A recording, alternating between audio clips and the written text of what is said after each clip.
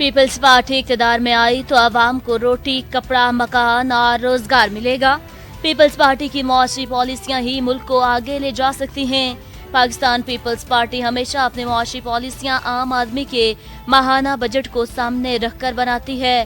دائیں بازو کی جماعتوں کی معاشی پالیسیاں صرف امیروں کو فائدہ پہنچاتی ہیں۔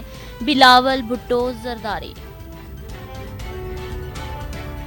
سی ایم پیکیج برائے بحالی روڈز کی منظوری۔ شہروں اور دیہاتوں کی سڑکوں کو بحال کر کے عوام کے لیے آسانیاں پیدا کرنے کی حکمت عملی تیار۔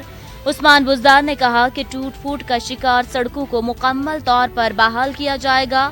ہر سال خطیر رقم خرچ کرنے کے باوجود سڑکوں کی حالت خراب ہونا انتہائی افسوسناک امر ہے۔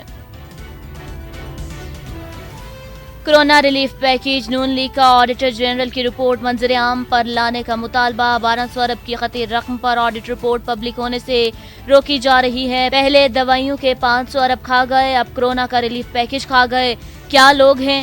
کرونا ریلیف پیکیج میں سنگین بے ضابطگیوں کی نشانی خود آڈیٹر جنرل نے کی۔ ترجمان پاکستان مسلم لیگ نون مریم اورنگزیب۔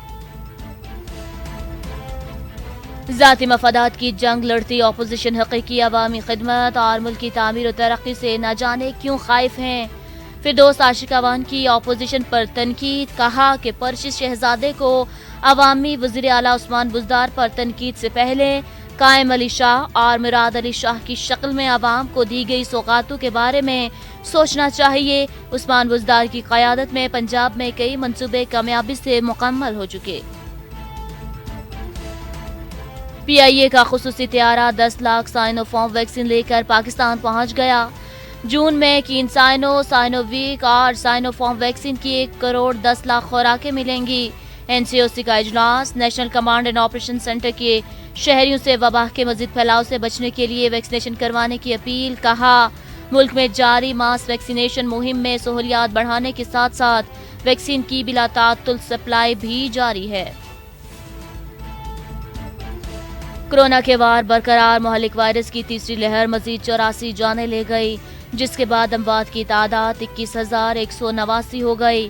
پاکستان میں کورونا کے تصدیق شدہ کیسز کی تعداد 9,30,511 ہو گئی۔ National command and operation centre کے تازہ ترین اعداد و شمار کے مطابق گزشتہ 24 گھنٹے کے دوران 1,923 نئے کیسز رپورٹ ہوئے۔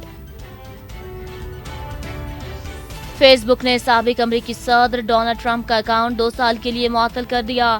فیس بک کے اس اقدام پر ڈونلڈ ٹرمپ نے شدید رد عمل کا اظہار کیا، کہا اسے امریکی عوام کی توہین قرار دیا جائے۔ کہا کہ 2020 میں کروڑوں امریکیوں نے ان کو ووٹ دیا اور فیس بک کا یہ فیصلہ ان کے تمام ووٹرز کی توہین ہے۔ لنڈی کوتل خیبر سدوخیل میں پاک افغان شاہراہ پر 2 گاڑیوں میں تصادم کے نتیجے میں 4 افراد جاں بحق۔ حادثہ تیز رفتاری کے باعث پیش آیا۔ زخمیوں کو لنڈی کوتل سے پشاور ہسپتال منتقل کر دیا گیا۔ چاروں افراد کا تعلق ایک ہی خاندان سے بتایا جا رہا ہے۔ اور مٹیاری کے قریب میمن ٹاؤن میں ٹرالر کی موٹر سائیکل کو ٹکر کے نتیجے میں موٹر سائیکل سوار عورت جاں بحق، بیٹا اور شوہر شدید زخمی۔ زخمیوں کی حالت انتہائی تشویشناک۔ زخمیوں کو حیدرآباد سول ہسپتال منتقل کر دیا گیا۔